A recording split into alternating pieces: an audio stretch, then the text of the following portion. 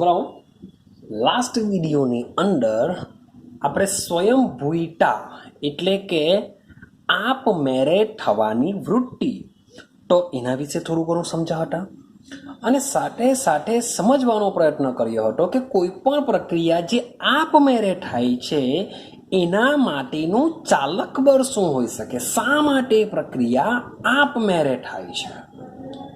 તો એના માટે આપણે સૌથી પહેલાં વિચાર્યું હતું, થોડુંક રિવિઝન જો કરીએ તો માની લેવું કે એવું હોય છે કે જે ઉષ્મા હોય છે, ઉષ્મા હંમેશા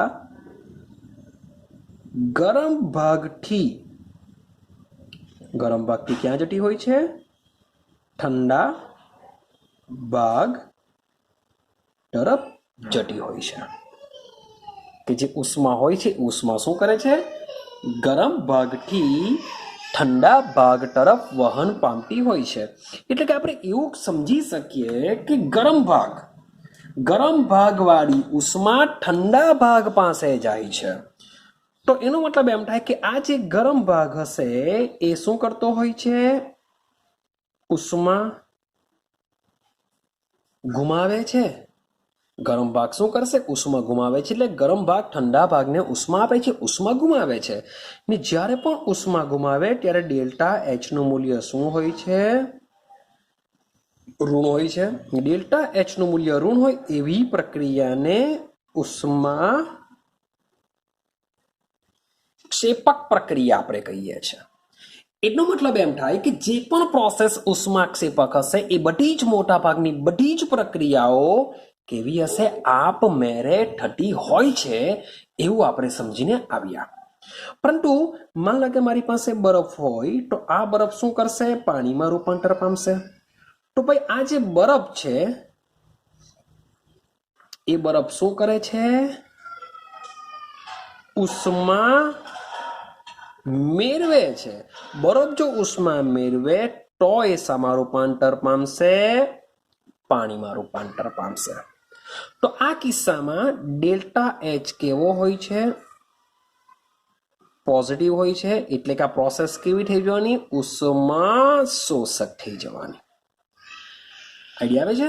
અને આ જે બરફ જે પાણીમાં રૂપાંતર પામે છે એ આપમેળે થવાની પ્રક્રિયા છે. એના માટે આપણે કોઈ બાહ્ય કારક લગાડવાની જરૂર પડતી નથી.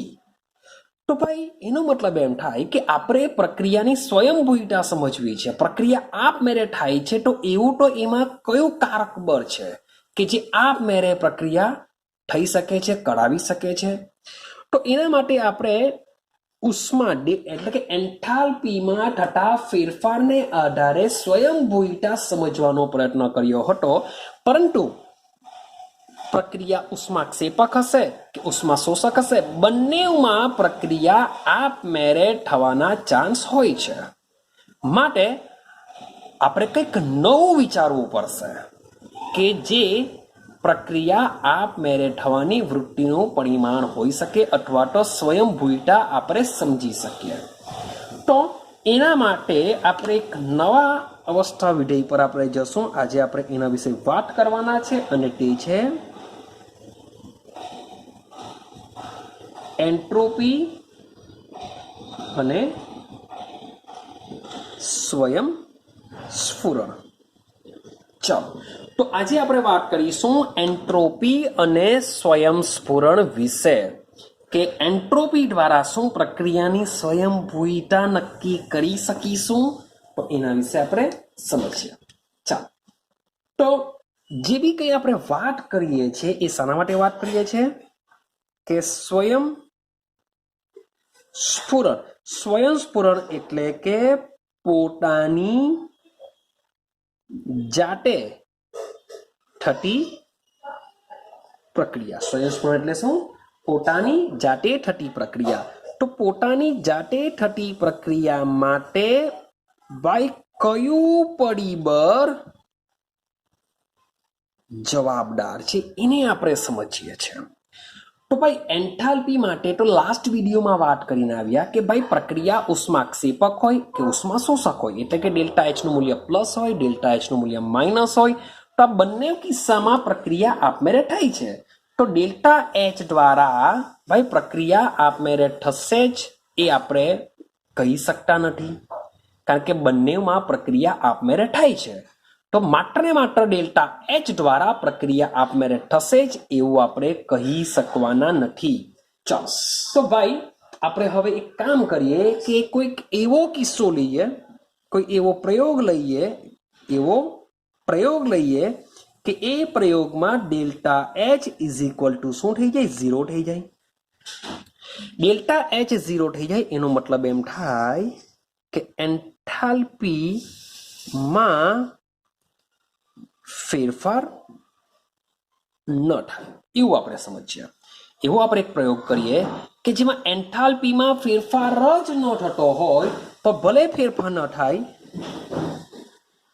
તેમ છતાં જે પ્રક્રમ હશે, જે પ્રણાલી હશે એ આપમેળે અથવા તો સ્વયંસ્ફુરિત હોય, સ્વયંભૂતા હોય, ચાલો સ્વયંસ્ફુરિત હોય, પોતાની જાતે થતું હોય. ક્લિયર છે? તો એના માટે બહુ મજાનું એક એક્ઝામ્પલ સમજીએ, બહુ ઇઝી સમજણ પડી જશે તમને. તો એના માટે હું એક બોક્સ લેવું છું, સમજજો. હું શું કરું છું? એક લંબચોરસ બોક્સ લેવું છું. પહેલા હું બોક્સ દોરી દઉં, પછી સમજાવું કે બોક્સમાં શું કરવાના છે. આપણે વ્યવસ્થિત સમજતા જજો.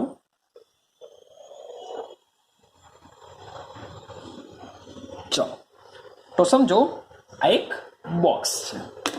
આ બોક્સમાં મેં એક પાર્ટીશન પાડેલું છે, મીન્સ કે એના બે ભાગમાં આને રૂપાંતરિત કરું છું. તો એના માટે હું શું કરું છું?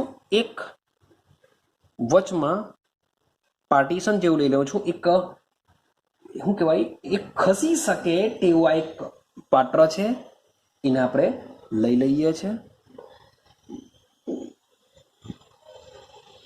ચાલો સમજો કે મારી પાસે એક આખું બોક્સ છે. એ બોક્સમાં અહીંયા મેં એક પાર્ટીશન જેવું પાડી દીધેલું છે, જે આ ભાગ અને આ ભાગને એકબીજાથી શું કરે છે? જુદા પાડે છે. આટલું ક્લિયર થઈ ગયું? ચાલો સમજો. હવે આ જે ભાગ છે, આ જે બે ભાગ પાડેલા છે, આ બે ભાગમાં હું જુદા જુદા વાયુ લેવું છું. તો આ જે ભાગ છે એમાં સમજો કે અહીં જે હું વાયુ લેવું છું એ બ્લેક કલરના વાયુ લેવું છું. દેખાય છે તમને? બ્લેક પેનનો હું ઉપયોગ કરી રહ્યો છું. તો આ જે પાત્ર છે એ પાત્રમાં હું શું કરું છું? વાયુ ભરું છું. એ વાયુને મેં શું કરેલું છે? કાળા ટપકા વડે દર્શાવેલા છે. આ વાયુને હું એ નામનો વાયુ કહેવાય. હવે જે બીજો ભાગ છે એ બીજા ભાગમાં પણ હું વાયુ ભરું છું.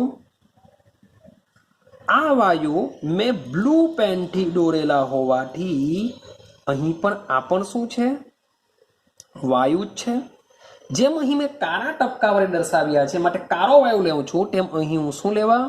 એને ભૂરા ટપકા વડે દર્શાવું છું. એ અલગ છે આના કરતા, માટે આને હું બી વડે દર્શાવવા. આટલું ક્લિયર થયું કે મેં શું કર્યું છે? એક પાત્ર લીધેલું છે. આ પાત્ર યાદ રાખજો ભાઈ, આપણા પર્યાવરણથી અલગ છે. પર્યાવરણથી તેને કેવું મૂકેલું છે? આપણે અલગ મૂકેલું છે. હવે આ જે બંને વાયુઓ છે એ બંને વાયુઓ શું કરશે?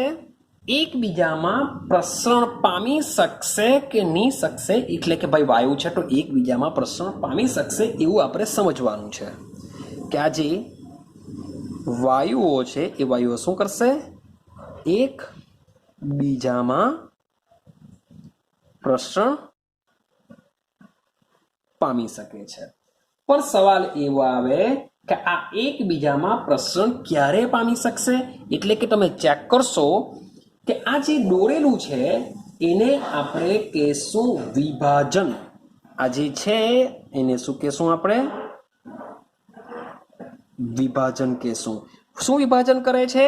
તો બે વાયુઓને એકબીજાથી વિભાજન કરે છે. મીન્સ કે વિભાજનની તમે ડાબી બાજુ જોશો તો વાયુ એ છે જેને કાળા ટપકાથી દર્શાવેલો છે, વિભાજનની જમણી બાજુ જોશો તો એમાં એક બીજો વાયુ છે કે જેને ભૂરા ટપકાથી દર્શાવેલો છે.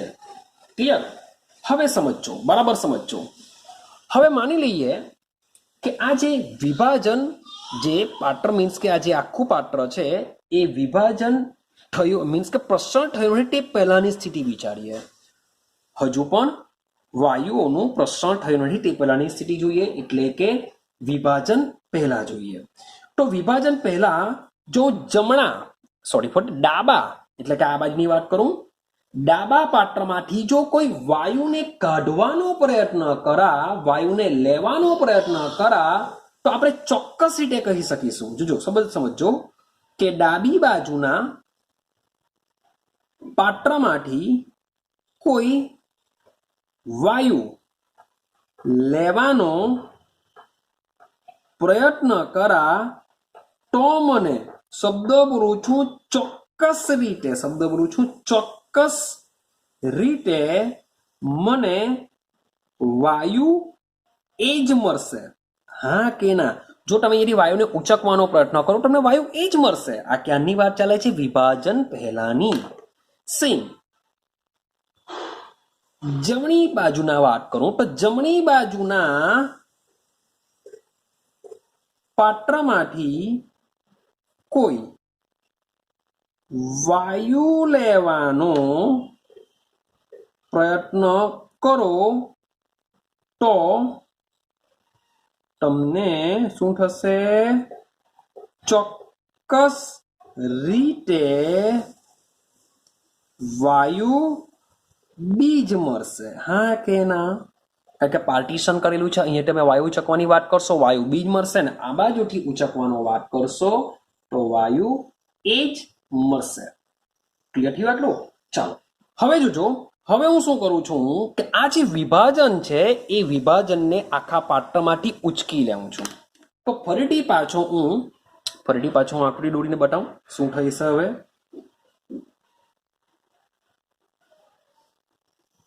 ચાલો સમજો બરાબર. એન્ટ્રોપી બહુ મજાની છે.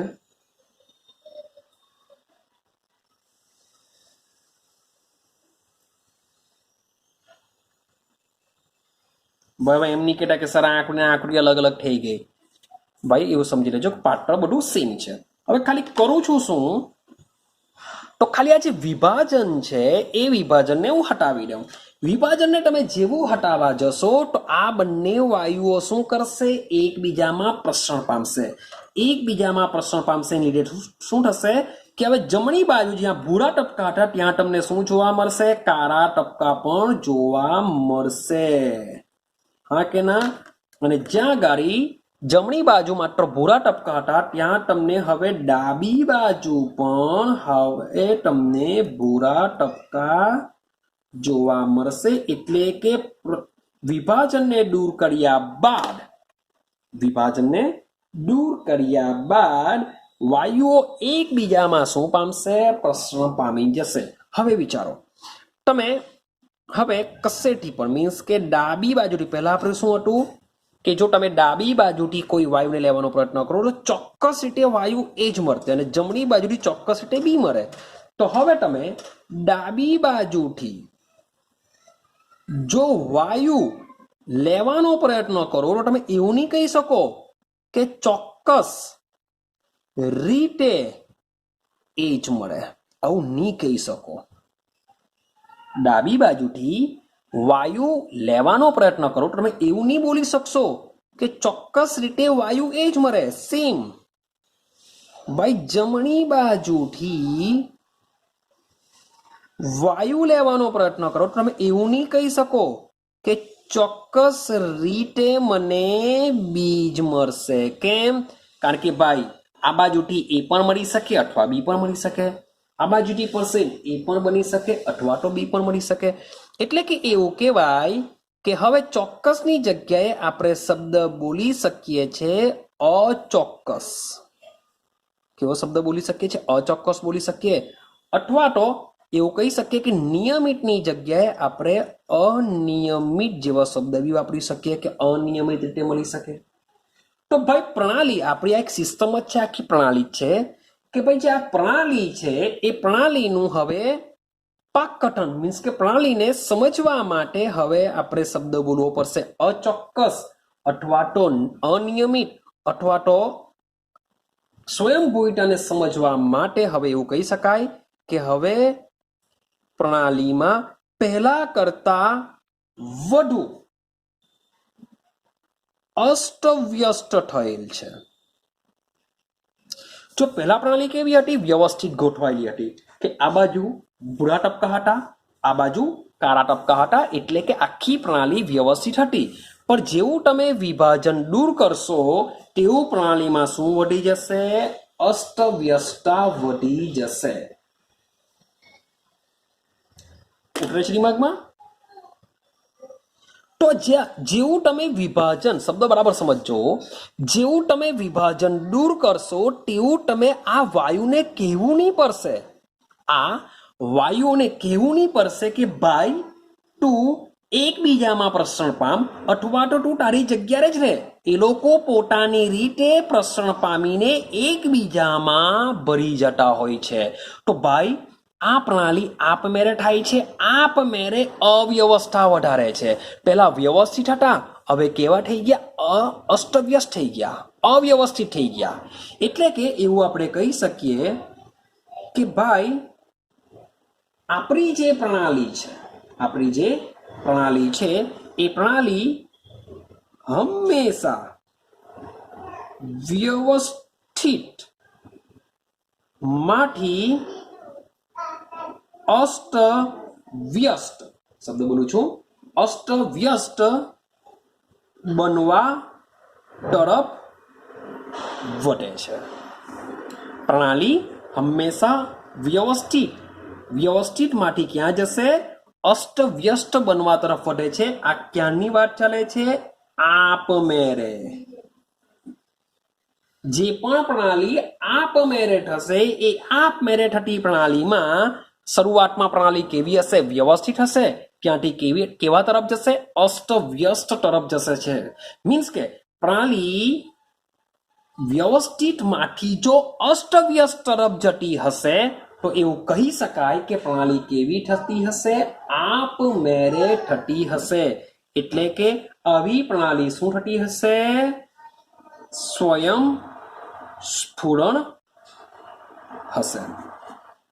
એટલે કે આપમેળે થતી પ્રણાલી માટે આપણે એક વસ્તુ એવું કહી શકીએ કે જ્યારે જો પ્રણાલી જો વ્યવસ્થિત હોય તેમાંથી જો અસ્તવ્યસ્ત બની જાય તો ભાઈ એવી પ્રણાલી આપમેળે થતી કહેવાય.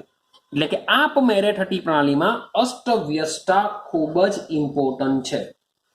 તો ભાઈ હવે આપણે કહી તો દીધું કે પ્રણાલી વ્યવસ્થિત માંથી અસ્તવ્યસ્ત બનવા તરફ જતી હોય છે.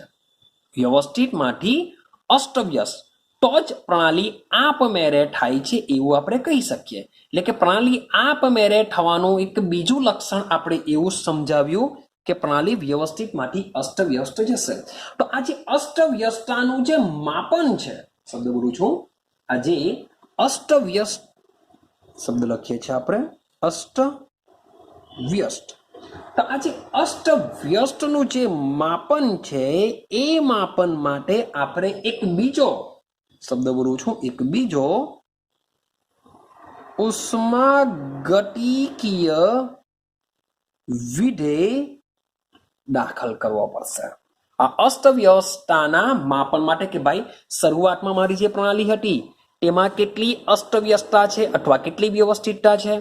હવે પ્રણાલી અવસ્થા બદલે છે તો ત્યારે કેટલી અસ્તવ્યસ્તતા ઉત્પન્ન થઈ, તો એના માપન દ્વારા એનું માપન આપણે કરી શકીએ છીએ. તો જ આપણે પ્રણાલી આપમેળે થાય છે એવું આપણે સમજી શકીશું. તો એ સમજવા માટે આપણે બીજો ઉષ્માગતિકીય વિધેય દાખલ કરવો પડશે, જેને કહેવામાં આવે છે એન્ટ્રોપી. શું કહેવામાં આવે છે? એન્ટ્રોપી કહેવામાં આવે છે. અને આ એન્ટ્રોપીને એસ વડે દર્શાવવામાં આવે છે. એન્ટ્રોપીને એસ વડે. એકચ્યુઅલી એન્ટ્રોપી કોને કહેવાશે? એન્ટ્રોપીનો મતલબ થાય, એન્ટ્રોપી એટલે કે પ્રણાલીની અસ્તવ્યસ્તતાનું માપન. પ્રણાલીની અસ્તવ્યસ્તતાનું માપન એટલે કે એન્ટ્રોપી. પ્રણાલીમાં કેટલી અસ્તવ્યસ્તતા હશે તેને પ્રણાલીની શું કહેવામાં આવે છે? એન્ટ્રોપી કહેવામાં આવે છે. આઈડિયા આવે છે? તો ભાઈ એન્ટ્રોપી દ્વારા કોઈ પણ પ્રણાલીની અસ્તવ્યસ્તતાનું માપન કરી શકીએ છે. ક્લિયર છે? ચલો, તો અસ્તવ્યસ્તતા પરથી 2 પોઈન્ટ આપણે લખી શકીએ કે જો પ્રણાલીમાં અસ્તવ્યસ્તતા વધારે તો એ પ્રણાલીની એન્ટ્રોપી પણ વધારે. જો પ્રણાલીમાં અસ્તવ્યસ્તતા વધારે તો એન્ટ્રોપી પણ કેવી આવશે? વધારે આવશે. સેમ જો પ્રણાલીમાં અસ્તવ્યસ્તતા ઓછી તો ભાઈ એન્ટ્રોપી પણ કેવી આવશે? ઓછી આવશે. મીન્સ કે પ્રણાલીમાં જે પરમાણુ અણુ કે આયનો આવેલા હોય બધા વ્યવસ્થિત ગોઠવાયેલા હોય તો એની એન્ટ્રોપી કેવી હશે? ઓછી હશે. હમણાં એટલું યાદ રાખો કે અસ્તવ્યસ્તતા વધારે તો એન્ટ્રોપી વધારે હોય છે અને અસ્તવ્યસ્તતા ઓછી તો એન્ટ્રોપી કેવી હશે? ઓછી હશે. આટલું ક્લિયર થઈ ગયું? એટલે કે જો સ્વયંભૂતા એટલે કે પ્રક્રિયા આપમેળે શા માટે થાય છે એ જો સમજવું હશે તો ભાઈ આપણે પ્રણાલીની અસ્તવ્યસ્તતા સમજવી પડશે. મીન્સ કે આપણે આ એક એક્ઝામ્પલ લીધું, તેમાં સૌથી પહેલા મીન્સ કે મોલેક્યુલ બધા વ્યવસ્થિત ગોઠવાયેલા હતા, પણ જેવું વિભાજન દૂર કરશું ત્યારે આ વાયુને કહેવામાં નથી આવતું કે તું એકબીજામાં પ્રસરણ પામ, ઓલરેડી એ પ્રસરણ પામી જશે. મીન્સ કે સમજો તમે તમારા ઘરમાં અગરબત્તી એક ખૂણામાં સળગાવી, તો એ જે અગરબત્તીનો જે ધુમાડો હશે એ તમારા આખા રૂમમાં ફેલાઈ જશે. એને તમારે કહેવું પડતું નથી કે ભાઈ ધુમાડા તો આખા રૂમમાં ફેલા, એ ઓટોમેટિક આપમેળે થતી પ્રક્રિયા છે. એટલે કે આપમેળે થતી પ્રક્રિયા માટેનું કારક શું છે? અસ્તવ્યસ્તતા. કે પ્રણાલી ઓછી અસ્તવ્યસ્તતાથી વધુ અસ્તવ્યસ્ત થવાના વલણ તરફ આગળ વધે છે, એટલે કે પ્રણાલી આપમેળે થાય છે. એટલે કે આપમેળે થતી પ્રક્રિયામાં વ્યવસ્થિત માંથી અસ્તવ્યસ્ત બનવા તરફ પ્રણાલી આગળ વધતી હોય છે. આપણે ઉષ્માના સંદર્ભમાં કેમ સમજ્યા કે ભાઈ પ્રણાલી જો ઉષ્મા ગુમાવે, હંમેશા ઉષ્મા ગરમ ચહેરાથી ઠંડા ચહેરા તરફ આપમેળે વહન પામે છે. એટલે કે ઉષ્માના સંદર્ભમાં આપણે સમજવાનો પ્રયત્ન કરેલો પણ આપણે એમાં ફેલ ગયા. પણ જો એન્ટ્રોપીના સંદર્ભમાં સમજવું હોય તો એન્ટ્રોપીના સંદર્ભમાં એવું સમજી શકાય કે પ્રણાલી હંમેશા આપમેળે ક્યારે થશે? વ્યવસ્થિત માંથી અસ્તવ્યસ્ત તરફ જવાનો વલણ ધરાવતું હોય છે. એટલે કે કોઈ પણ પ્રણાલી જ્યારે આપમેળે થતી હોય છે ત્યારે પ્રણાલી શરૂઆતમાં વ્યવસ્થિત હશે, ત્યાંથી એ અસ્તવ્યસ્ત બનવા તરફ જતી હોય છે. આટલું ક્લિયર થઈ ગયું? ચાલો હવે આપણે આગળ વાત કરીએ. તો ભાઈ બરાબર છે, હમણાં સુધી જે બી વાત કરી કે અસ્તવ્યસ્ત બધું બરાબર છે, પણ આપણે ભણીશું કેમેસ્ટ્રી, ને કેમેસ્ટ્રીની અંદર શું આવશે? રાસાયણિક પ્રક્રિયા આવશે. રાસાયણિક પ્રક્રિયામાં શું થશે? આપણે લેશું પ્રક્રિયકો. આપણે શું લેશું? પ્રક્રિયકો લેશું ને આ પ્રક્રિયકોનું રૂપાંતર શામાં થતું હોય છે? નિપજમાં થતું હોય છે. તો પ્રક્રિયકો તરીકે આપણે લઈ શકીએ છીએ પરમાણુ પણ લઈ શકીએ છીએ, મે બી અણુ પણ હોઈ શકે, મે બી આયન પણ હોઈ શકે. સેમ જે નિપજ છે એ નિપજમાં પણ પરમાણુ હોઈ શકે છે, અણુ પણ હોઈ શકે છે અને સાથે સાથે આયન પણ હોઈ શકે છે. તો આ છે મીન્સ કે આ ત્રણે ત્રણ છે, બધું ત્રણે ત્રણ આપણે બોલવાની જગ્યાએ આને માત્ર શું કહેશું? સ્પીસીઝ કહેશું. આને બી શું કહેશું આપણે? સ્પીસીઝ કહેશું. એટલે કે પ્રક્રિયકની સ્પીસીસો. પ્રક્રિયકની સ્પીસીસો એટલે કે શું આવી શકે? ભાઈ પ્રક્રિયક તરીકે પરમાણુ પણ હોઈ શકે, અણુ પણ હોઈ શકે અથવા તો આયન પણ હોઈ શકે. હવે જ્યારે રાસાયણિક પ્રક્રિયામાં પ્રક્રિયકોનું રૂપાંતર નિપજમાં થાય છે ત્યારે આ જે સ્પીસીસ છે એ સ્પીસીસની એક ચોક્કસ ભાત હોય છે. દાળ ભાતની વાત નથી કરતો, એટલે કે પરમાણુઓની ચોક્કસ પ્રકારની ગોઠવણી હોય છે જેને આપણે ભાત કહેશું. તો ચોક્કસ ભાત હોય છે ને એમાંથી જ્યારે નીપજ બનતી હોય છે ત્યારે આની જે આ જે બાટ હોય છે એ બાટ હવે કેવી થઈ જશે? થોડી અષ્ટ વ્યસ્ત બની જતી હોય છે. એટલે કે શરૂઆતમાં આ લોકોની જે એન્ટ્રોપી હોય છે, એન્ટ્રોપીનું મૂલ્ય કેવું હોય છે? ઓછું હોય છે. પણ એમાંથી જ્યારે નીપજ બનતી હોય છે ત્યારે તેની એન્ટ્રોપીનું મૂલ્ય કેવું થઈ જતું હોય છે? વધુ. કારણ કે ચોક્કસ સ્પીસીસ એટલે કે વ્યવસ્થિતતા જેટલી વ્યવસ્થિતતા હશે એટલું એન્ટ્રોપીનું મૂલ્ય ઓછું, જેટલી અસ્તવ્યસ્તતા હશે એટલું એન્ટ્રોપીનું મૂલ્ય કેવું હશે? વધારે હશે. ક્લિયર થાય છે? ચાલો હવે સમજો કે ભાઈ બે જાતની એન્ટ્રોપી લીધી, મીન્સ કે પ્રક્રિયકો જે હશે એ જે સ્પીસીસ હશે એની જે ચોક્કસ પ્રમાણેની ભાત હશે એ મુજબ એની એન્ટ્રોપી હશે, મે બી ઓછી જ હશે. અને જે નિપજ હશે એ નિપજની એન્ટ્રોપી કેવી હોય છે? મોટે ભાગે હું વાત કરું છું આપમેળે થતી પ્રક્રિયા માટે તો એની અસ્તવ્યસ્તતા વધારે હશે અને તેની એન્ટ્રોપી પણ કેવી હશે? વધારે હશે. હવે સમજો હું વાત કરું છું ઘન પદાર્થ, તો આપને ખબર છે કે જે ઘન પદાર્થના જે મોલેક્યુલ હોય છે એ આ રીતના ગોઠવાયેલા હોય છે, એકબીજાની નજીક નજીક ગોઠવાયેલા હોય છે. હા કે ના? પછી દોડી દઈએ ચાલો.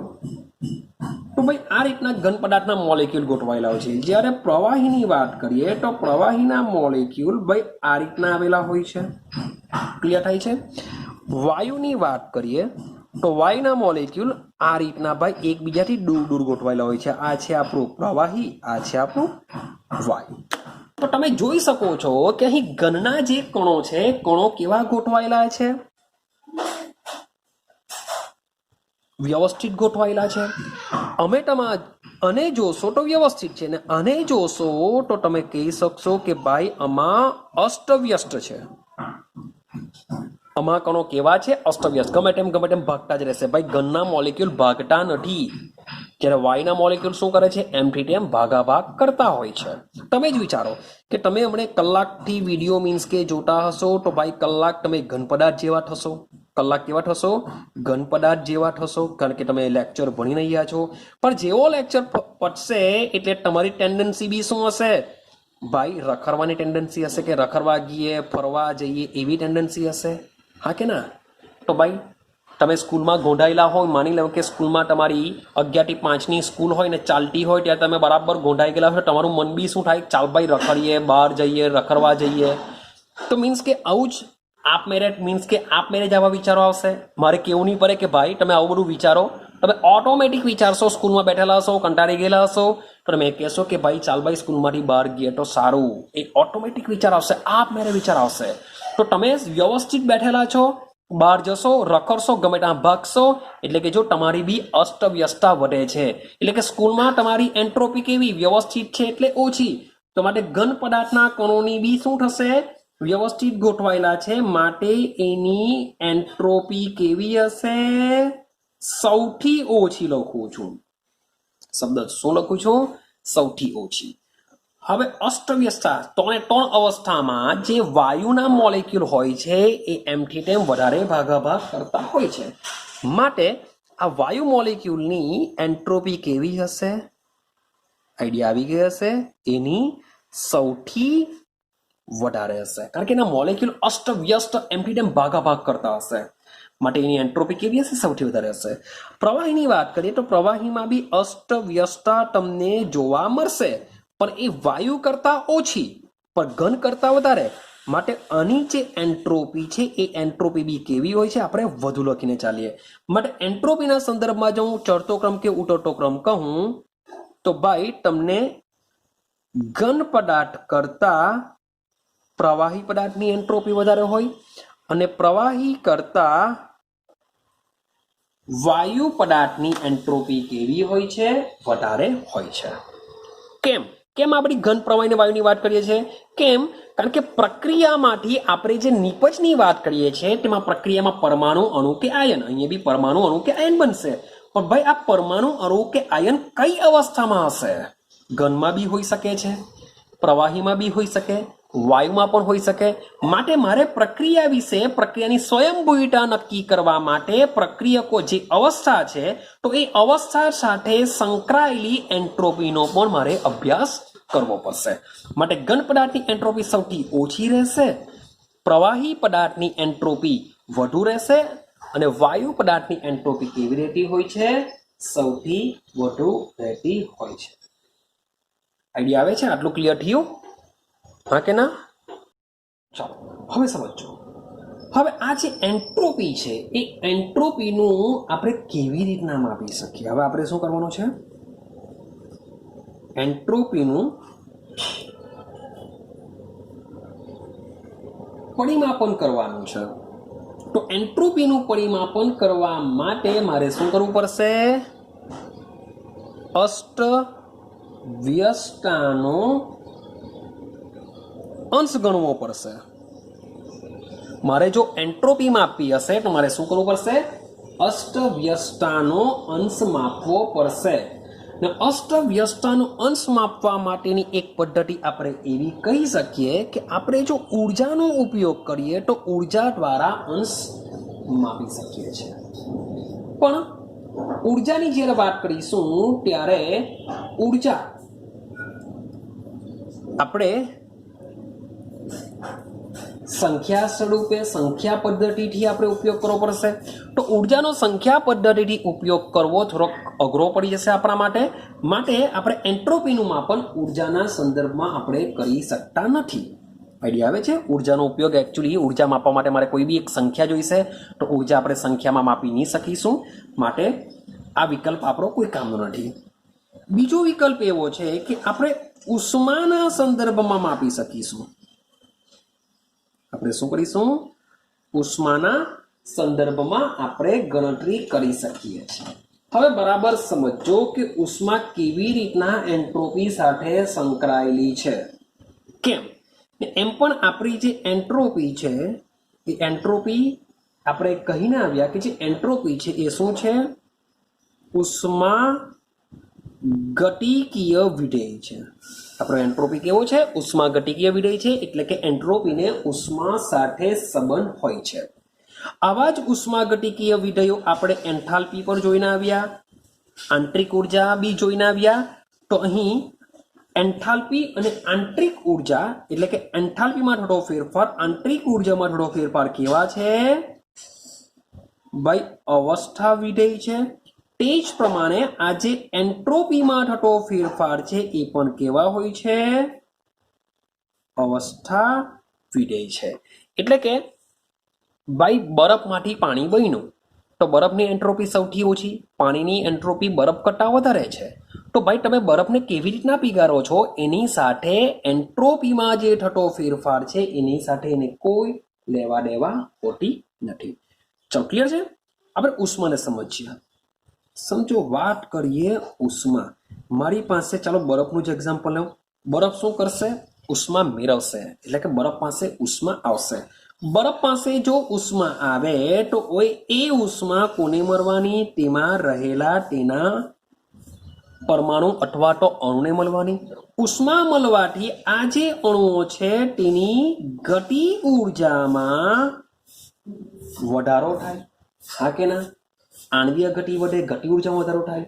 જો ગતિ ઉર્જામાં વધારો થાય તો મોલિક્યુલ શું થશે? એમથી તેમ ભાગવા લાગશે. એટલે કે અષ્ટવ્યષ્ટામાં શું થશે? વધારો થશે. તો ભાઈ ઉષ્માના સંદર્ભમાં આપણે એન્ટ્રોપીનું સંખ્યાત્મક માપન કરી શકીએ છીએ. કારણ કે ઉષ્મા આપવાથી શું થશે? કણોની ગતિ એટલે કે સ્પીસીસની ગતિ ઉર્જામાં વધારો થાય છે, જેને લીધે અષ્ટવ્યષ્ટામાં વધારો થાય છે. હવે ઉષ્માને આપણે દર્શાવીએ છીએ ક્યુ વડે. ક્યુ મીન્સ કે ઉષ્મા. હવે ઉષ્મા વધે તો આપણે જોઈને આવ્યા અષ્ટવ્યષ્ટા વધે એટલે કે એન્ટ્રોપી વધે. એનો મતલબ એવો થાય કે જે એન્ટ્રોપી એસ છે એ ઉષ્માના સમપ્રમાણમાં છે. એન્ટ્રોપી એસ એ ઉષ્માના સમપ્રમાણમાં છે. એટલે કે ઉષ્મા વધે તો એન્ટ્રોપી વધે, ઉષ્મા ઘટે તો એન્ટ્રોપી શું થશે? ઘટશે. પણ આપણે મોટે ભાગે એન્ટ્રોપી અવસ્થા વિધેય છે માટે એના ફેરફાર સાથે સંકળાયેલું છે, એટલે કે એન્ટ્રોપીમાં થતો ફેરફાર એના ઉષ્માના સમપ્રમાણમાં હોય છે. પણ જ્યારે આપણે ઉષ્મા આપીએ છીએ, શબ્દ જોજો, બીજો એક શબ્દ સમજવું પડશે કે જ્યારે આપણે ઉષ્મા આપીએ છીએ ત્યારે આપણી જે પ્રણાલી હશે, એટલે કે બરફ એવી પ્રણાલી છે, તો એ પ્રણાલીનું તાપમાન વધે છે. યાદ રાખજો કે પ્રણાલીને આપણે જ્યારે ઉષ્મા આપીએ છીએ ત્યારે ઉષ્મા આપવાથી પ્રણાલીનું તાપમાન બી શું થશે? વધશે. ક્લિયર? હવે બીજું વસ્તુ એવું કહી શકીએ કે ભાઈ ઊંચા તાપમાને રહેલી પ્રણાલી, શબ્દ બોલું છું, ઊંચા તાપમાને રહેલી પ્રણાલી ને આ બાજુ લઈ લઈએ નીચા તાપમાને રહેલી પ્રણાલી. એકમાં ટેમ્પરેચર વધારે છે, ઉષ્માની વાત નથી કરતો, પણ તાપમાનની વાત કરીએ. ઊંચા તાપમાને રહેલી પ્રણાલી, નીચા તાપમાને રહેલી પ્રણાલી. તો ઊંચા તાપમાને રહેલી પ્રણાલીની અષ્ટ વ્યસ્તતા કેવી હોય છે? વધારે હોય છે. જ્યારે આની કમ્પેરિઝન આ જ પ્રણાલી જ્યારે નીચા તાપમાને હોય ત્યારે એની અષ્ટ વ્યસ્તતા કેવી હશે? ઓછી હશે. સમજો, માન લો કે તમારી પાસે વાયુ છે, વાયુનું ટેમ્પરેચર તમે વધારે રાખો તો ભાઈ એ વાયુ સ્વરૂપે રહી શકે, પણ વાયુનું ટેમ્પરેચર તમે ડિક્રીઝ કરો, ઘટાડો, તો વાયુના મોલેક્યુલ શું કરી શકશે? એકબીજાની ગતિ ઉર્જા ઘટવાથી મે બી નજીક આવી શકે, તો અષ્ટવ્યસ્તતા કેવી થવાની? ઓછી થઈ જશે. ક્લિયર થાય છે? પણ એક વસ્તુ બરાબર યાદ રાખવાનું છે કે આ જે તાપમાન છે એ તાપમાન પ્રણાલીમાં કણોની અસ્તવ્યસ્ત ગતિનું સરેરાશ માપ છે, કે તાપમાન વધારવાથી અણુઓની ગતિ ઉર્જા વધતી હોય છે. મારે તાપમાન પ્રણાલીમાં આપણી પાસે જે પ્રણાલીમાં જે કણો છે એ કણોની અસ્તવ્યસ્ત ગતિનું શું કરે છે? સરેરાશ માપન કરે છે. હવે પોઈન્ટને બરાબર સમજો કે શું પોઈન્ટ કહેવા માંગે છે. માની લો કે મારી પાસે નીચા તાપમાને એક પ્રણાલી છે, મારી પાસે નીચા તાપમાને એક પ્રણાલી છે અને આ જ પ્રણાલી મેં શું કરેલું છે? ઊંચા તાપમાને રાખેલી છે. અગાડી બી સેમ આવી જ વાત કરી, નીચા અને ઊંચા, પણ ત્યારે માત્ર ને માત્ર તાપમાનની વાત કરી હતી. હવે આપણે ઉષ્માને પણ લાવીએ છીએ. તો માની લો કે મારી પાસે નીચા તાપમાને પ્રણાલી છે ને આ જ પ્રણાલી મારી પાસે ઊંચા તાપમાને પણ છે. હવે આ બંનેમાં હું સેમ એક સરખો ઉષ્માનો જથ્થો ઉમેરું. અહીં જેટલો ઉષ્માનો જથ્થો ઉમેરવામાં આવે છે એટલો જ ઉષ્માનો જથ્થો ઊંચા તાપમાને પણ એડ કરવામાં આવે છે. અહીં નીચા તાપમાને જેટલો ઉષ્માનો જથ્થો એડ કરવામાં આવે એટલો જ ઊંચા તાપમાને ઉષ્માનો જથ્થો એડ કરવામાં આવે છે, એવું સમજીને ચાલો. ક્લિયર?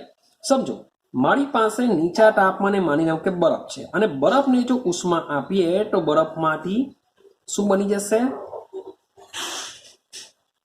પાણી બની શકે. હા કે ના? સેમ માન લો કે ઊંચા તાપમાન ટેમ્પરેચર વધારે છે તો માન લો કે અહીંયા પાણી લઈ લઉં, કારણ કે ભાઈ પ્રણાલી તો સેમ લેવાની છે. માન લો કે બરફ લઈ લઉં. ઓકે, માન લો કે હું શું લઈ લઉં છું? બરફ લઉં. તમે ઊંચું તાપમાન રાખશો તો પાણી બનશે. હવે તમે ઉષ્માનો જથ્થો વધારશો તો બી પાણી શું થશે? માની લઈએ કે ગરમ થઈ ગયું હશે. ખાલી પાણી શું થયું હશે? ગરમ થયું હશે. એટલે કે પહેલા જેટલું પાણીમાં મોલેક્યુલ અહીંયા હશે તેની જગ્યાએ મીન્સ કે થોડા ઘણા દૂર જશે, પણ અહીં તો બરફમાંથી પાણી બની જાય છે. શું બને છે? બરફમાંથી પાણી બની જાય છે. એટલે કે આ પ્રણાલીમાં અસ્તવ્યસ્તતા કેવી થાય છે? ઘણી બધી વધે છે. જ્યારે આમાં પણ અસ્તવ્યસ્તતા વધશે, પણ આની કમ્પેરિઝનમાં કેવી થશે? ઓછી. તો નીચા તાપમાને રહેલી પ્રણાલીમાં જો ઉષ્મા ઉમેરવામાં આવે તો સરખા જથ્થાની ઉષ્મા તેના ઊંચા તાપમાને ઉમેરવામાં આવેલી ઉષ્મા કરતા આમાં અસ્તવ્યસ્તતા કેવી થશે? વધશે. જ્યારે આમાં અસ્તવ્યસ્તતા કેવી થશે? ઓછી વધશે. તો એનો મતલબ એમ થાય કે નીચા તાપમાને પણ વધે છે, અહીં ઊંચા તાપમાને પણ એટલી બધી વધતી નથી. આથી એન્ટ્રોપીમાં જે થતો ફેરફાર છે એ તમારું જે તાપમાન છે એ તાપમાનના કેવું હોવાનું? વ્યસ્ત પ્રમાણમાં હોવાનું. એન્ટ્રોપીમાં થતો ફેરફાર એના તાપમાનમાં કેવો થવાનો? વ્યસ્ત થવાનો. હવે આપણે ક્યુના સમપ્રમાણમાં છે તો બધું જો દાખલ કરીએ તો delta S is equal to Q reversible by T અને એન્ટ્રોપીનું ગાણિતીય સમીકરણ કહેવામાં આવે છે કે delta S is equal to Q reversible by T. ઉત્તર છે દિમાગમાં? Delta S is equal to Q reversible T એટલે કે ઉષ્મા અને તાપમાન સાથે સંબંધ ધરાવતું એન્ટ્રોપીનું સમીકરણ કહેવાશે delta S is equal to Q reversible by T. હવે સમજો કે ભાઈ હજુ પણ આપણે એવું ડિસાઈડ નથી કરી શક્યા કે ભાઈ પ્રક્રિયા આપમેળે થશે કે નહીં થશે એ એન્ટ્રોપીના સંદર્ભમાં કેવી રીતના દર્શાવી શકાય. તો સમજો એના માટે તમારે 3 સેન્ટેન્સ યાદ રાખવાના છે કે આપણે ડેલ્ટા એસ એટલે કે આપણી પાસે જો પ્રણાલીની એન્ટ્રોપીમાં થતો ફેરફાર હોય, આપણી પાસે જો પર્યાવરણની એન્ટ્રોપીમાં થતો ફેરફાર હોય તો આ બંનેની વેલ્યુ પરથી પ્રક્રિયા આપમેળે થશે કે નહીં થશે તે જાણી શકીએ છીએ. કે બરફમાંથી પાણી બને છે તો બરફની એન્ટ્રોપીમાં થતો ફેરફાર સાથે સાથે પર્યાવરણની એન્ટ્રોપીમાં ફેરફાર, આ બંનેની વેલ્યુ જો આપણી પાસે હોય તો એ પ્રક્રિયા આપમેળે થશે કે નહીં થશે એવું જાણી શકાય. મીન્સ કે કોઈ પણ પ્રક્રિયા આપમેળે થશે કે નહીં થશે એ આપણે જાણી શકીએ છીએ. તો એના માટે આપણે પ્રણાલી અને પર્યાવરણની એન્ટ્રોપીમાં થતો ફેરફાર હોવો જોઈએ. તો જો આ બંનેનો સરવાળો ડેલ્ટા એસ સિસ્ટમ અને પ્રણાલીને સિસ્ટમ કહેશું, પર્યાવરણને સરાઉન્ડિંગ કહેશું, તો ડેલ્ટા એસ સિસ્ટમ વત્તા ડેલ્ટા એસ સરાઉન્ડિંગ એટલે કે પર્યાવરણ.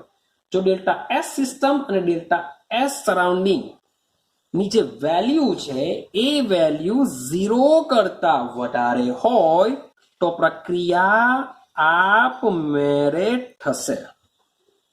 ડેલ્ટા એસ સિસ્ટમ વત્તા ડેલ્ટા એસ સરાઉન્ડિંગ બંનેની એન્ટ્રોપીમાં થતા ફેરફારનો સરવાળો જો 0 કરતા વધારે એટલે કે જો ધન મળતો હોય તો પ્રક્રિયા શું થશે? આપમેળે થશે. આના કરતા ઉલટું ડેલ્ટા એસ સિસ્ટમ વત્તા ડેલ્ટા એસ સરાઉન્ડિંગ ની વેલ્યુ 0 કરતા ઓછી હોય એટલે કે કેવી મળતી હોય? ઋણ મળતી હોય તો પ્રક્રિયા આપમેળે થશે નહીં.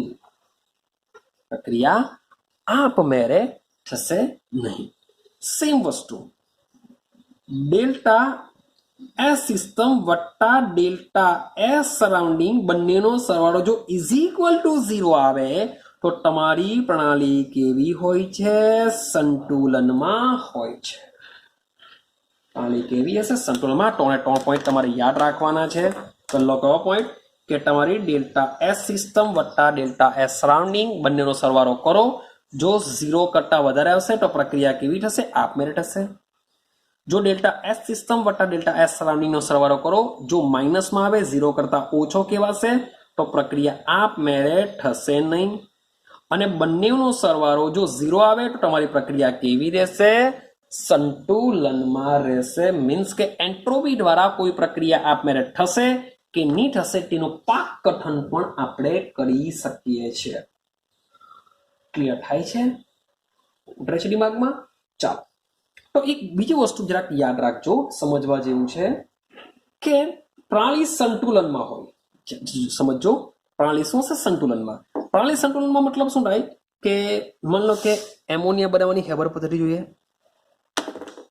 એમોનિયા બનાવવાની હેબર પદ્ધતિ. ચાલો એક બીજું પેજ લઈ લઉં. ચાલો સમજો. માની લો કે મારી પાસે છે એમોનિયા બનાવવાની હેબર પદ્ધતિ NH3. ચલો સમીકરણ બેલેન્સ કરીએ. 2 3. તો અહીં એમોનિયાનું વિઘટન થઈને આ વસ્તુ પણ બની શકે છે. આ પ્રોસેસ કેવી છે? રિવર્સિબલ રિએક્શન છે, પ્રતિવર્તી રિએક્શન છે, એટલે કે બંને પ્રક્રિયકથી નિપજમાં બી જઈ શકે, નિપજમાંથી પ્રક્રિયકમાં બી જઈ શકે. તો આવી પ્રક્રિયામાં શું સપાટું હોય છે? સંતુલન સપાટું હોય છે. તો સમજો કે જ્યારે પ્રક્રિયામાં સંતુલન સપાટું હોય છે તો સંતુલનની કન્ડિશનની અંદર એન્ટ્રોપી, સંતુલનની અંદર જે એન્ટ્રોપી હોય છે એ એન્ટ્રોપી કેવી હોય છે તમને સૌથી વધુ જોવા મળશે. સૌથી વધુ હશે ક્યારે? સંતુલન સ્થપાઈ ગયા બાદ. શબ્દ બોલું છું, સંતુલન સ્થપાઈ ગયા બાદ. હું માત્ર એવું નથી કર્યું કે સંતુલન રિએક્શનમાં એન્ટ્રોપી વધારે જોવા મળે, ના, પણ જ્યારે રિએક્શનમાં સંતુલન સપાટું હોય ત્યારે સૌથી પહેલા એન્ટ્રોપી કેવી હશે? ઓછી હશે. પણ સંતુલન સ્થપાઈ ગયા બાદ એન્ટ્રોપીનું મૂલ્ય કેવું હોય છે? એન્ટ્રોપી સૌથી વધુ હશે, એટલે કે એસ નું મૂલ્ય સૌથી વધુ જોવા મળશે. પરંતુ એન્ટ્રોપીમાં થતો ફેરફાર એટલે કે ડેલ્ટા એસ ની વેલ્યુ તમને કેવી જોવા મળશે? 0. એટલે કે જે પણ પ્રોસેસમાં સંતુલન સ્થપાયું હોય તેની નિપજની એન્ટ્રોપી અને પ્રક્રિયકની એન્ટ્રોપી કેવી હશે? 0 હશે. પણ શરૂઆત કરતા જે સંતુલન સ્થપાશે ત્યારે માત્ર એન્ટ્રોપીનું મૂલ્ય કેવું જોવા મળતું હોય છે? વધુ જોવા મળતું હોય છે. હવે આ રિવર્સિબલ પ્રોસેસની જો વાત કરીએ તો રિવર્સિબલ પ્રોસેસમાં ડેલ્ટા એસ સિસ્ટમ, જો ખાલી પ્રણાલીની વાત કરું છું, ડેલ્ટા એસ પ્રણાલી કેવી રીતના શોધી શકાય? તો delta S system is equal to Q system, એટલે કે આ સિસ્ટમ પાછી કેવી છે? રિવર્સિબલ છે, બાય ટી. તો આ સૂત્રનો ઉપયોગ કરીને ડેલ્ટા એસ સિસ્ટમ તમે શોધી શકો છો. આઈડિયા આવે છે? ચાલો હવે વાત કરીએ આપણે આદર્શ વાયુની. તો આદર્શ વાયુ પણ ભાઈ પ્રતિવર્તી રિએક્શન બી કરી શકે છે, અપ્રતિવર્તી રિએક્શન પણ કરી શકે છે. તો આદર્શ વાયુ પ્રતિવર્તી, અપ્રતિવર્તી બંને પ્રકારની રિએક્શન કરી શકે છે. તો બંને પ્રકાર પ્રતિવર્તી રીતે બી એ શું કરી શકે છે? વિસ્તરણ પામી શકે છે. અપ્રતિવર્તી રીતે પણ વિસ્તરણ પામી શકે છે. તો સમજો ભાઈ, પ્રતિવર્તી વિસ્તરણ પામતું હોય કે અપ્રતિવર્તી, બંનેની પરિસ્થિતિમાં ડેલ્ટા યુ એટલે કે આંતરિક ઉર્જામાં થતો ફેરફાર કેવો હોય છે? 0 હોય છે. આદર્શ વાયુની વાત કરીએ છીએ. પણ ડેલ્ટા એસ ટોટલ એટલે કે ડેલ્ટા એસ ટોટલ મતલબ શું થાય? ડેલ્ટા એસ ટોટલ મતલબ થાય delta S system plus delta S surrounding નો સરવાળો, ડેલ્ટા એસ પ્રણાલી વત્તા ડેલ્ટા એસ પર્યાવરણનો સરવાળો, અને આપણે ડેલ્ટા એસ ટોટલ કહેશું. તો આ જે ડેલ્ટા એસ જે ટોટલ હોય છે એ ટોટલ અપ્રતિવર્તી પ્રક્રમ માટે શૂન્ય નથી. યાદ રાખજો, અપ્રતિવર્તી પ્રક્રમ માટે શૂન્ય નથી. હા, તમે પ્રતિવર્તી રિવર્સિબલ રિએક્શન માટે delta S is equal to 0 કહી શકો છો કે જે રિએક્શન રિવર્સિબલ છે એના માટે delta S is equal to 0. પણ જો રિએક્શન અપ્રતિવર્તી હોય, વન વે રિએક્શન હોય, વન વે રિએક્શનનો મતલબ શું થાય? કે જે રિએક્ટન્ટ છે એમાંથી માત્ર પ્રોડક્ટ બનતી હોય, પ્રોડક્ટમાંથી રિએક્ટન્ટ બનતું ન હોય, આ વન વે રિએક્શન કહેવાય. પ્રક્રિયકમાંથી માત્ર નિપજ જ બનતી હોય. તો આવી પ્રોસેસમાં delta S is not equal to 0. હવે જે પ્રક્રિયા આપમેળે થતી હોય, સ્વયંભૂત હોય, તો એવી પ્રક્રિયા માટે ડેલ્ટા એસ નું મૂલ્ય કેવું છે? 0 કરતા વધારે, એટલે કે delta S is equal two તમને પ્લસમાં મળશે. પણ ભાઈ આપમેળે થતી ન હોય તો ડેલ્ટા એસ તમને એનું મૂલ્ય લેસ ધેન 0 મળશે. Sorry for that, less than 0 મળશે, એટલે કે ડેલ્ટા એસ તમને કેવો મળશે? આવી કન્ડિશનમાં નેગેટિવ મળશે. તો ભાઈ ડેલ્ટા યુ દ્વારા તમારી પ્રક્રિયા પ્રતિવર્તી છે કે પ્રતિવર્તી નથી એ તમે કહી ન શકો, પણ ડેલ્ટા એસ દ્વારા તમે કહી શકો છો કે પ્રક્રિયા પ્રતિવર્તી છે કે પ્રતિવર્તી નથી. કેમ? કારણ કે ડેલ્ટા યુ માં તો બંને કન્ડિશનમાં 0 આવશે, પણ ડેલ્ટા એસ માં જો પ્રક્રિયા રિવર્સિબલ હોય તો ડેલ્ટા એસ નું મૂલ્ય 0 હશે, પણ જો રિવર્સિબલ ન હોય તો ડેલ્ટા એસ નું મૂલ્ય 0 હોતું નથી. માટે પ્રક્રિયાને ઓળખવા માટે પણ ડેલ્ટા એસ ખૂબ જ કામ લાગતો હોય છે. ક્લિયર થાય છે? તો ભાઈ એન્થાલ્પી દ્વારા આપણે પ્રક્રિયા આપમેળે થશે. હું એવું કહું છું કે એવું નથી કહેતો કે એન્થાલ્પી દ્વારા નહીં કહી શકાય, પણ માત્ર ને માત્ર એન્થાલ્પી ફેરફાર દ્વારા જ પ્રક્રિયા આપમેળે થશે એવું આપણે કહી ન શકીએ, પરંતુ એન્ટ્રોપીનો ઉપયોગ કરીને પ્રક્રિયા આપમેળે થશે કે નહીં થશે એ જાણી શકીએ છીએ. તો આ હતો તમારો એક અવસ્થા વિધેય જેનું નામ છે એન્ટ્રોપી. ક્લિયર થાય છે? ચાલો હવે એના એક કોયડો સમજવાની વાત કરીએ. શું કહેવા માંગે છે સમજો. 6.9 તમારી બુકનો જ કોયડો લે છે આપણે. તો સમજો, આપેલું છે કે પાક કથન કરો કે નીચેનામાંથી શેમાં એન્ટ્રોપી વધશે કે ઘટશે. તમારે માત્ર એટલું કહેવાનું છે કે એન્ટ્રોપી શામાં વધશે અથવા તો ઘટશે, એ તમારે ખાલી કહેવાનું છે. તો પહેલી વસ્તુ પૂછેલી છે કે પ્રવાહી ઘનમાં સ્ફટિકીકરણ પામે છે. શબ્દ છે પ્રવાહી ઘનમાં સ્ફટિકીકરણ પામે. હવે જ્યારે બી સ્ફટિકીકરણ થાય એનો મતલબ શું થાય કે પ્રવાહીનું સોલિડમાં રૂપાંતર થાય. જો પ્રવાહીનું સોલિડમાં રૂપાંતર થાય એને કહેવાશે સ્ફટિકીકરણ. તો સમજો, મેં તમને કીધું છે કે પ્રવાહીની એન્ટ્રોપી કેવી હોય છે? વધુ હોય છે. પ્રવાહીની એન્ટ્રોપી કેવી હોય છે? વધુ હોય છે. જ્યારે સોલિડમાં એન્ટ્રોપી કેવી હોય છે? ઓછી હોય છે. સોલિડની એન્ટ્રોપી ઓછી હોય છે. તો સીધી સિમ્પલ છે, વધુમાંથી શું થાય છે? ઓછી થાય છે. વધુમાંથી ઓછી એટલે કે આ જે પ્રોસેસ છે સ્ફટિકીકરણ પ્રક્રિયામાં એન્ટ્રોપી હંમેશા લખું છું, હંમેશા આન્સરમાં શું આવે? ઘટે. જ્યારે બી સ્ફટિકીકરણની પ્રક્રિયા થતી હશે તો એ સ્ફટિકીકરણની પ્રક્રિયામાં એન્ટ્રોપીમાં હંમેશા શું થાય? ઘટાડો થાય છે. દિમાગમાં ફિટ કરી દેજો. ચાલો બીજો પોઈન્ટ સમજવાનો પ્રયત્ન કરીએ કે બીજો પોઈન્ટ શું છે. સ્ફટિકમય ઘનનું તાપમાન. શબ્દ છે સ્ફટિકમય ઘનનું તાપમાન 0 કેલ્વિન થી વધારી 115 કેલ્વિન કરવામાં આવે છે. જો છે ઘનનું 0 કેલ્વિન, 0 થી 115 કેલ્વિન કરવામાં આવે છે. તમે વિચારો કે મારી પાસે માની લો કે ઘન પદાર્થ છે, એનું તમે ટેમ્પરેચર વધારો તો ભાઈ કોઈ બી હિસાબે ટેમ્પરેચર વધારવાથી ને પાછો સ્ફટિકમય ઘન પદાર્થ છે, લખેલું છે સ્ફટિકમય ઘન પદાર્થ. તો ભાઈ ઘન પદાર્થનું મે બી શું થશે? પ્રવાહીમાં રૂપાંતર થશે એવું આપણે સમજીને ચાલીએ. કારણ કે 0 કેલ્વિન ટેમ્પરેચરે આ ઘન પદાર્થના જે પણ મોલેક્યુલ હશે બધા જ કેવા હશે? ખૂબ જ, શબ્દ બોલું છું, ખૂબ જ વ્યવસ્થિત ગોઠવાયેલા હોય છે. 0 કેલ્વિન તાપમાન તો શું થશે કે ઘન પદાર્થના જે કણો હશે એ ખૂબ જ વ્યવસ્થિત ગોઠવાયેલા હોય છે, એટલે કે તેની એન્ટ્રોપી શું હશે ભાઈ? સૌથી ઓછી હશે. 0 કેલ્વિન તો શું હશે? સૌથી એટલે સૌથી ઓછી જોવા મળશે. આપણે ઉષ્માગતિશાસ્ત્રનો જે ત્રીજો નિયમ છે એ આની પર જ રચાયેલો છે, એની આપણે વાત પછી કરશું. તો 0 કેલ્વિન તાપમાને કોઈ પણ ઘન પદાર્થના કણોની એન્ટ્રોપી કેવી હશે? સૌથી ઓછી હોય છે.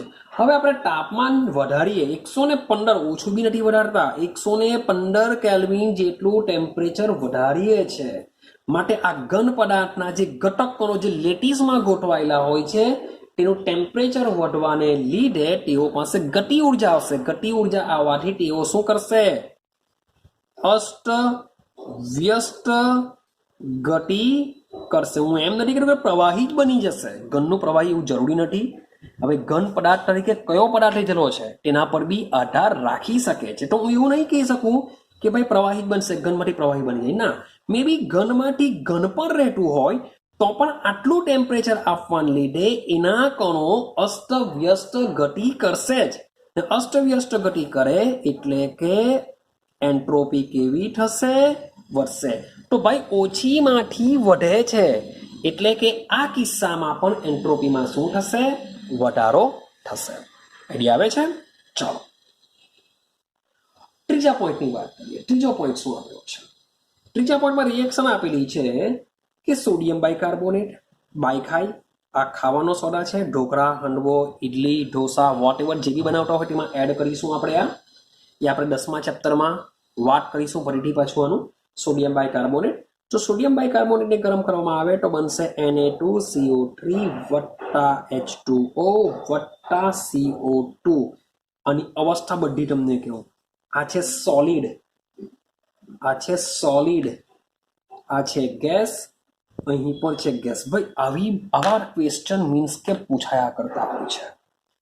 આવા ક્વેશ્ચન પૂછાયા કરતા હોય છે. તમને રિએક્શન આપી દેશે ને રિએક્શનમાં ખાલી કહેશે કે ભાઈ એન્ટ્રોપી વધે કે ઘટે.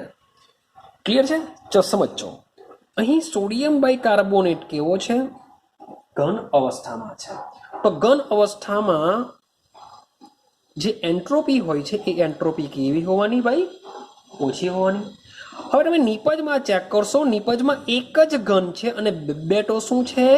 વાયુ છે. તો ઘન કરતા વાયુની કેવી હોવાની? વધારે હોવાની એન્ટ્રોપી. તો અહીંયા ઓછી એન્ટ્રોપી હશે તો 100%ની વાત છે કે અહીં વાયુ બબ્બે પડા છે, એક નથી પાછા બે છે, તો એન્ટ્રોપી કેવી હશે? આની વધારે હોવાની. તો સીધી સિમ્પલ વસ્તુ છે કે અહીં પણ એન્ટ્રોપીમાં શું થશે? વધારો થશે. અહીં પણ એન્ટ્રોપીમાં તમને વધારો જોવા મળશે. ચલો સેમ આપણે ચોથો પોઈન્ટ વિચારીએ. H2 ગેસ આમાં બી એક રિએક્શન આપેલી છે ને 2H ગેસ આપેલા છે.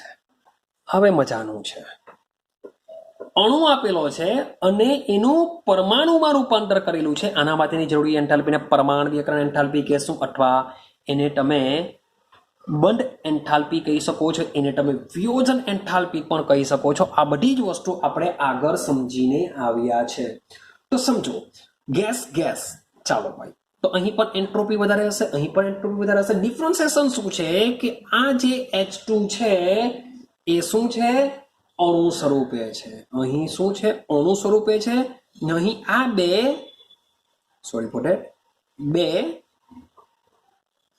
પરમાણુ સ્વરૂપે આવેલું છે. તો ભાઈ સીધી સિમ્પલ વસ્તુ છે, એક માણસ દોડે એના કરતા જો બે માણસ દોડે તો એકબીજા સાથે અથડાશે.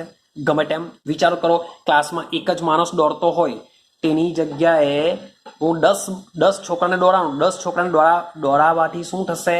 તેઓની અસ્તવ્યસ્તતા વધશે. તેઓ એકબીજા સાથે અથડાઈ શકે, પાટણની દિવાલ સાથે અથડાઈ શકે. તો ભાઈ એ લોકોની અસ્તવ્યસ્તતા શું થવાની? વધવાની. તો એક અણુ છે, એક અણુ જેટલો દોડતો હશે એટલો વ્યવસ્થિત હશે, પણ એવા બે મોલેક્યુલ જો દોડતા હોય તો તેઓની અસ્તવ્યસ્તતા શું થશે? વધશે.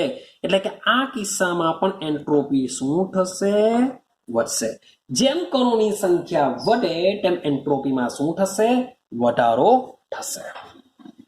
જેમ કણોની સંખ્યા વધે તેમ એન્ટ્રોપીમાં બી શું થશે? વધારો થતો જોવા મળતો હોય છે. આઈડિયા આવે છે? તો એઝ અ VSQ સ્વરૂપમાં તમને આવા ક્વેશ્ચન નીકળતા હોય છે. ચલો હજુ પણ એક ક્વેશ્ચન સમજો. આજનો આપણો આ વિડીયોનો લાસ્ટ ક્વેશ્ચન છે, એન્ટ્રોપીને રિલેટેડ છે, એને પણ આપણે સોલ્વ કરીએ. સમજો. કોયડો નંબર 6.10 આપેલું છે આયનના ઓક્સિડેશન માટે. આયન તરીકે હું Fe લઈ લઉં છું. Fe નું શું કરીએ છીએ? ઓક્સિડેશન કરીએ છીએ. એમાં રિએક્શન આપેલી છે Fe solid plus 3O2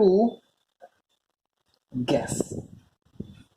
It gives 2 Fe2O3 solid. Clear છે? તો આ પ્રક્રિયા માટે શબ્દ સમજો. આ રિએક્શન આપેલી છે, રિએક્શન નીચે લખેલું છે કે એન્ટ્રોપી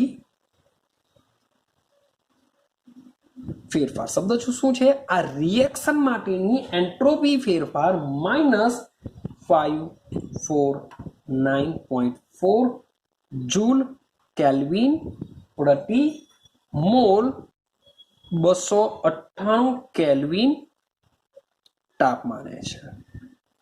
મીન્સ કે રિએક્શન માટે એન્ટ્રોપી ફેરફાર આપેલો છે -549.4 કિલોજૂલ પ્રતિ મોલ. હવે ક્વેશ્ચન એવો છે કે આ પ્રક્રિયાનું એન્ટ્રોપી ફેરફાર, આ પ્રક્રિયાનો એન્ટ્રોપી ફેરફાર હોવા છતાં પણ શા માટે આ પ્રક્રિયા સ્વયં સ્ફુરિત છે? શા માટે આ પ્રક્રિયા સ્વયંસ્ફુરિત છે આ નક્કી કરવાનું છે. અને એક બીજી વસ્તુ આપેલી છે કે આ પ્રક્રિયા માટે ડેલ્ટા RH પ્રક્રિયાની એન્થાલ્પી -1648 into 10⁻³ કિલોજૂલ પ્રતિ મોલ. તો ભાઈ આવી તમારી રકમ છે. પહેલા સમજો કે તમને આયનનું ઓક્સિડેશન આપેલું છે અને આ ઓક્સિડેશનની એન્ટ્રોપી ફેરફાર ડેલ્ટા એસ, આ તમારી પ્રણાલી થઈ ગઈ. એટલે કે ડેલ્ટા એસ સિસ્ટમની વેલ્યુ આપેલી છે -5494 અને કીધેલું છે કે અહીં એન્ટ્રોપી ફેરફાર ઋણ છે. ને આપણે આગળ વાત કરીને આવ્યા કે જો તમારી એન્ટ્રોપી ફેરફાર ઋણ હોય તો પ્રક્રિયા આપમેળે થશે નહીં. બંને વસ્તુ સાચું છે. કેવી રીતના એવું તમને દાખલો ગણી દીધા બાદ તમને હું કહેવા, સૌથી પહેલા આને બી સમજવું પડશે. એકચ્યુઅલી આપણે પ્રક્રિયા આપમેળે થશે કે નહીં થશે એના માટે ડેલ્ટા એસ સિસ્ટમ વત્તા ડેલ્ટા એસ સરાઉન્ડિંગ બંનેની જરૂર પડે. મીન્સ કે delta S total is equal to delta S system વત્તા ડેલ્ટા એસ સરાઉન્ડિંગ બંનેનું કામ કરે. એટલે કે પ્રણાલીની એન્ટ્રોપીમાં થોડો ફેરફાર તમને આપ્યો છે, એ ભલે માઇનસમાં છે, પણ એના દ્વારા પ્રક્રિયા આપમેળે થશે કે નહીં થશે એ જાણી નહીં શકીએ. આપણે તો આના દ્વારા કહીએ છીએ જો ડેલ્ટા એસ ટોટલનું મૂલ્ય નેગેટિવ હોય તો પ્રક્રિયા આપમેળે ન થાય.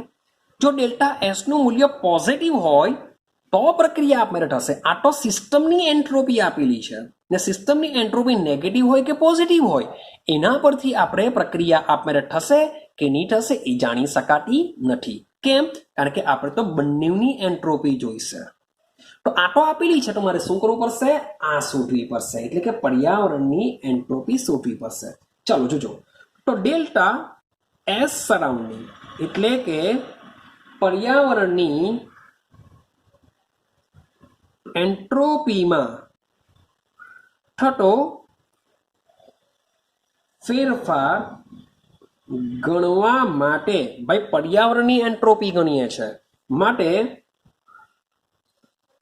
પર્યાવરણમાંથી આપેલી શામાં છે ભાઈ? માઇનસમાં છે. પરંતુ પર્યાવરણમાંથી પ્રણાલીએ શોષેલી, જોશો પ્રણાલીએ શોષેલી, તો પર્યાવરણમાંથી પ્રણાલીએ શોષેલી ઉષ્માને ધ્યાનમાં લેવી પડશે તો જ આપણે શું શોધી શકીશું? ડેલ્ટા એસ સરાઉન્ડિંગ શોધી શકો છો. હવે સૂત્ર તો બહુ સિમ્પલ છે. Delta S is equal to delta Q reversible એટલે કે ડેલ્ટા એચ લઈ લેશું બાય ટી. આ એનું સૂત્ર છે. આ પણ સેમ પ્રમાણિત અવસ્થામાં જ હશે, તે પણ રિએક્શનની જ એન્થાલ્પી હશે. તો delta S surrounding is equal to delta H by T. પણ અહીં ચેક કરો, પર્યાવરણમાંથી પ્રણાલી ઉષ્મા શોષે છે એટલે કે પર્યાવરણની ઉષ્મામાં તો ઘટાડો થવાનો. શું આઈડિયા આવે છે? પર્યાવરણમાંથી પ્રણાલીએ શોષેલી ઉષ્માને ધ્યાન લેવી પડે એટલે કે પ્રણાલીની ઉષ્મા વધે પણ પર્યાવરણની ઉષ્મા તો ઘટવાની. માટે આ સૂત્રમાં minus delta RH by T મૂકવું પડશે. અહીંયા લખી શકો છો તમે કે પર્યાવરણની ઉષ્મા ઘટતી હોવાથી શું કરેલું છે? માઇનસ સાઇન મૂકવું પડશે. તો વેલ્યુ મૂકી દઈએ આપણે. માઇનસ તો છે જ, પાછી એની વેલ્યુ પાછી માઇનસમાં આપેલી છે તો -1648 into 10⁻³ બાય ટી. ટેમ્પરેચર કેટલું છે? 200 98 કેલ્વિન. તો આના પરથી ડેલ્ટા એસ સરાઉન્ડિંગની તમે કેલ્ક્યુલેશન કરશો તો માઇનસ માઇનસ પ્લસ થઈ જશે. 5530 કિલો જૂલ પ્રતિ મોલ એનો આન્સર આવશે. તો હવે તમે ચેક કરો, તમારી પાસે ડેલ્ટા એસ સરાઉન્ડિંગ આવી ગયું. માટે કુલ